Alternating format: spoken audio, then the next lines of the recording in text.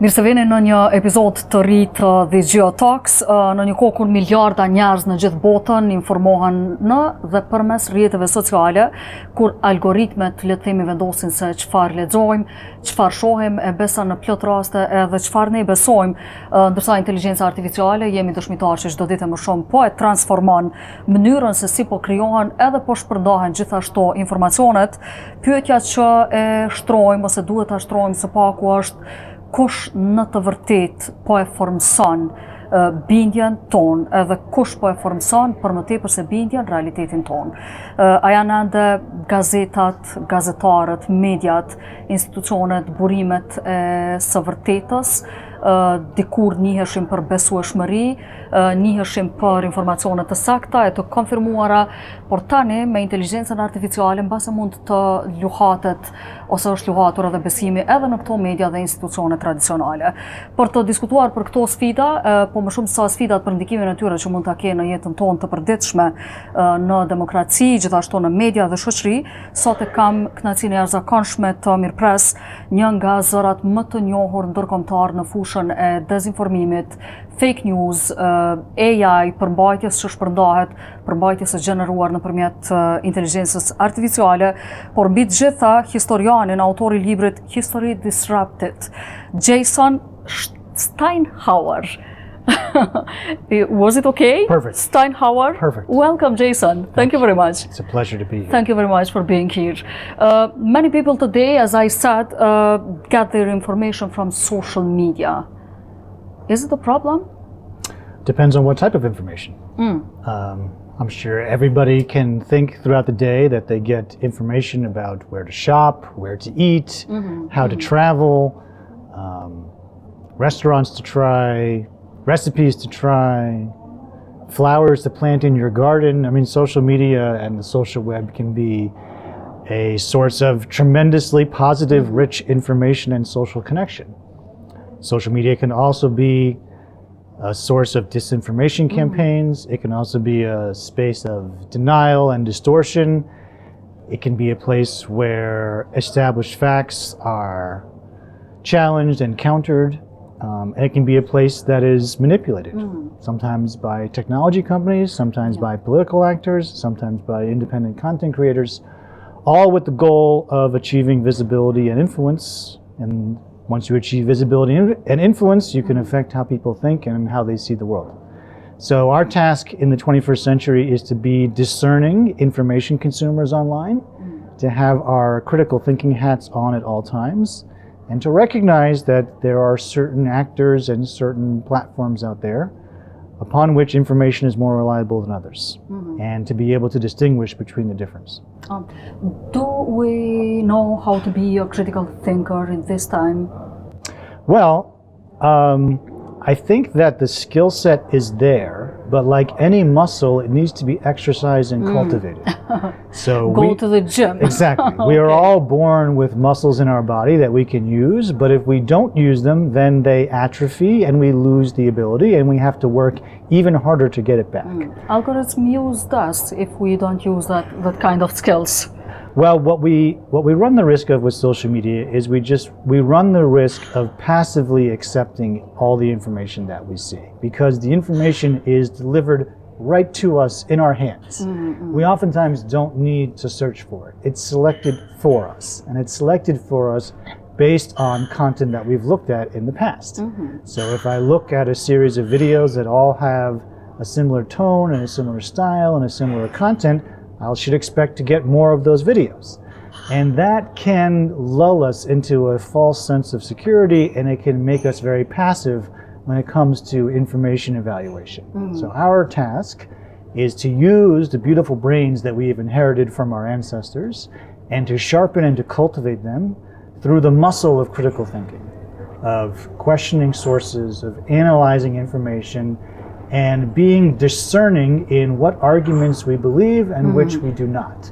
I think we all have that capability inside of us, but our current environment sometimes makes it difficult to exercise that muscle. Our job as journalists and scholars and writers and thinkers is to argue for the use of that muscle in our daily lives and the investment from government in strengthening that muscle among its citizenry.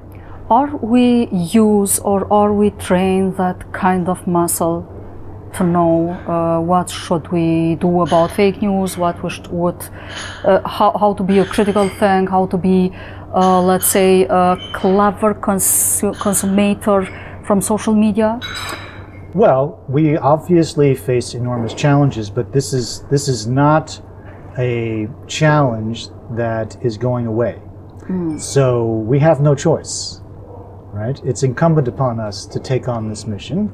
It's incumbent upon governments to invest in this. It's incumbent upon educators in educational settings to teach this to students as early as kindergarten and first grade, all the way through high school and college. Whether or not we are fully equipped now is not really important. What's important is that we commit to it. And what I've tried to do over the past few years is to try to constantly inspire people towards that commitment, as it particularly relates to history, because that's the field that I care a lot about. I want people to have an accurate understanding of history, and I feel like when you do, that allows you to move through the world in a much more empowered way. And so when people get their history off of social media, I want them to be able to ask the right critical questions about that content, and to be able to use that to inform their own thinking and their own exploration of the past. I think when you open your mind up to the possibilities of the past, a whole universe of human experience becomes available to you. And that makes you a better person, and it also makes you a better thinker. And who doesn't want to be that? You said historian, journalists should be in that place, in social media, in TikTok, in Instagram. You said that before, I think. Well, I think it depends on the individual. If you're a journalist and you want to use social media, then you should. And if you're a journalist and you don't want to use social media, just to use or to have impact? Well, impact can be big or small. Right? I mean, you could make an impact on one person, and that one person could go on to change the world, and then you've impacted the person who changed the world. In my travels around the world, I sometimes speak to audiences of 5 people, or I speak to a room of 5,000 people. Each way I'm having impact. So when we use our voice to argue for the values that we believe in, and we reach people, whether we reach 1 person or 1 million people, we're having an impact. And ultimately, I think that's why we do this work. That's why scholars write. It's why journalists broadcast. It's because we want to reach people and we want to have impact. And I don't think we need to limit ourselves to one version of what impact looks like. If we can use these tools to have impact, that's great. We should also be very, very aware of what using these tools means. It means that we're opening ourselves up to disinformation. We're opening ourselves up to surveillance, because all of these tools rely on surveillance on some level. And we're also granting enormous power to the platforms the more we use them. So we should have a very clear mind about what we're doing when we engage with these platforms, and a sense of responsibility in how we use them. But certainly if people want to use them to have impact, large or small, they should. But for example, when it comes to get more or confirmed information, maybe it's better to get this kind of information from a journalist or from an historian than from an influencer, let's say. Well, there are many journalists who are also influencers. Yeah. And there are influencers It's a good point. who aspire to be journalists. So I'm not sure the line is as clearly demarcated as maybe some would like to believe. But I also think that just given the era that we're in now, most people are getting information from a variety of sources. Some are getting it from academics, some from journalists, some from influencers, some from AI chatbots. We're not going to really be able to control where and how everybody gets their information. I think what we can do, though, is we can empower people to understand what constitutes a good argument versus what constitutes a not good argument. What information is built on solid evidence and solid thinking, and which is built on less solid evidence and less solid thinking. I think that's the skill we want to equip people with in the 21st century. And if we do that, then I think we have a chance.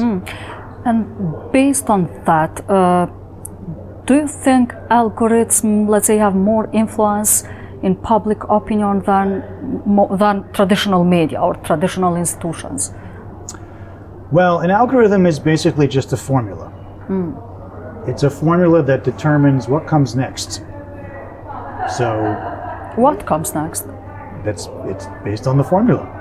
Okay. So if you're engaging with your social media feed, there is an algorithm that evaluates what types of content you've looked at, how long you've looked at it for, where you are geographically, who you're connected to in your social network, whether you leave a comment or not, whether you leave a like or not. And all that becomes a formula which is then used to deliver you the next piece of content. Formula. Well, one might argue whether it's perfect or imperfect, but it's a formula nonetheless, and it delivers to you the next piece of content that you engage with. And if you don't engage with that content, that gets tabulated in the formula as well. So these algorithms, which are now across society, right? Social media, AI, business, all of them everything is using algorithms these days. When you watch Netflix or you watch television, they're using algorithms to determine what you should see next. So they have enormous influence over our lives. They make recommendations to us all day long. And sometimes those recommendations are for journalistic outlets, and sometimes they're for other types of outlets. Ultimately, I think, again, it's incumbent upon us to understand what the algorithms are actually doing, what the formula actually comprises, and to take a little bit of power back in ourselves, to realize that we don't have to be beholden to the algorithm every time. We don't have to accept what is delivered to us every time. We have agency, we have choice, we can step outside the algorithm and choose something different, but we have to be able to have the critical thinking ability to do that, and we have to exercise that muscle so that we constantly remember how to do it. To act in purpose, let's say, about algorithms. And do we have a problem with false informations, or do we have problem with trust? I think right now we're sort of living in an era where it's more about distortion than all-out denial. Certain actors have shifted their tactics and their strategies to not necessarily deny that things are happening or have happened, but to distort and warp our understanding of those events in ways that align with their agendas. And that's where it's incumbent upon us to be able to evaluate the arguments that they're making and recognize them for what they are. But we also do have a problem with trust. Certainly, I'm an American, and certainly in an American context, we have declining trust in media, declining trust in government, declining trust in academia. And part of that is because particularly young people don't feel like these institutions have delivered for them.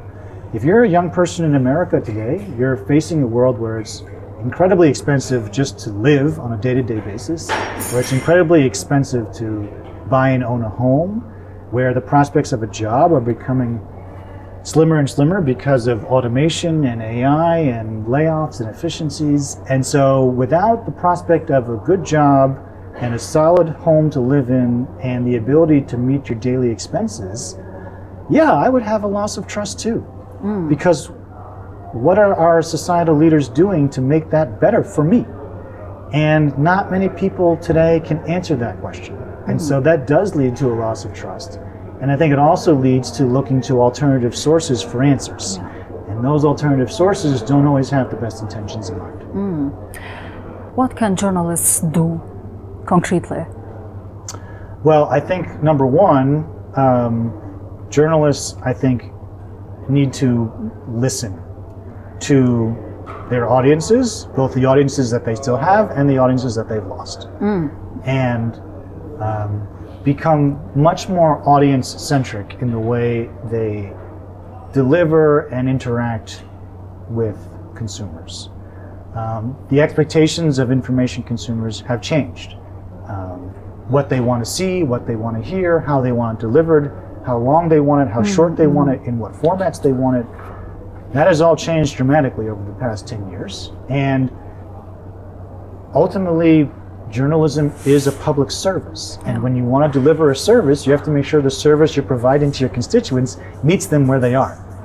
And so I think journalists have a responsibility to meet their constituents where they are if they want to continue to provide that service. And I also think that journalists still have an incredibly important responsibility to hold power to account, to ask political leaders and elected officials the difficult questions that they may not want to be asked.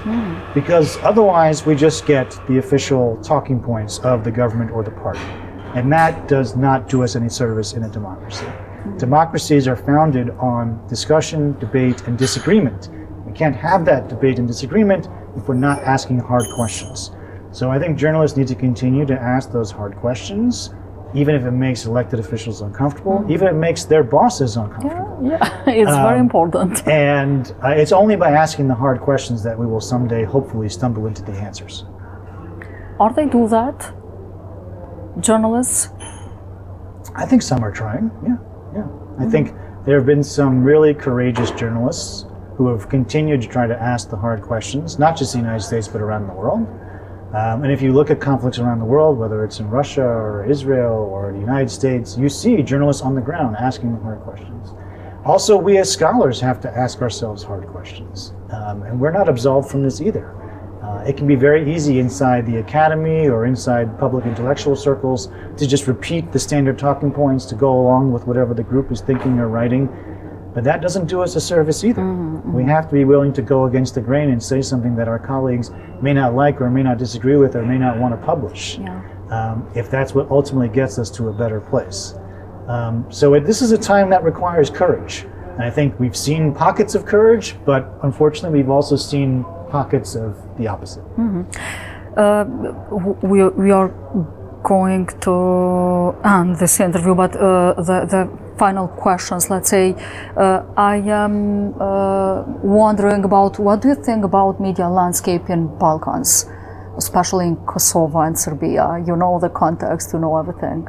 Yeah, I mean, I don't know enough to have a very well-formed opinion. I've been impressed by the journalists that I have met.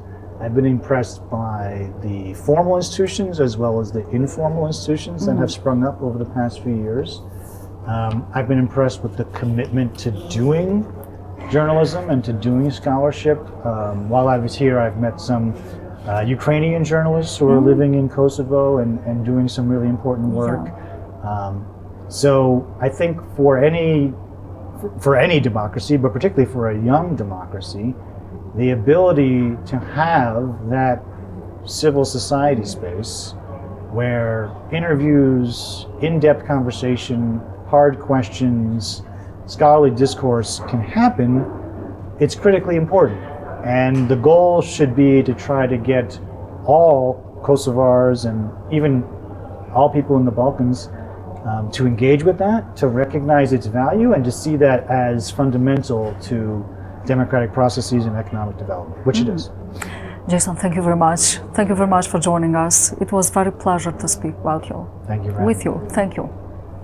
Faleminderit, miru pafshim në episodin e radhës.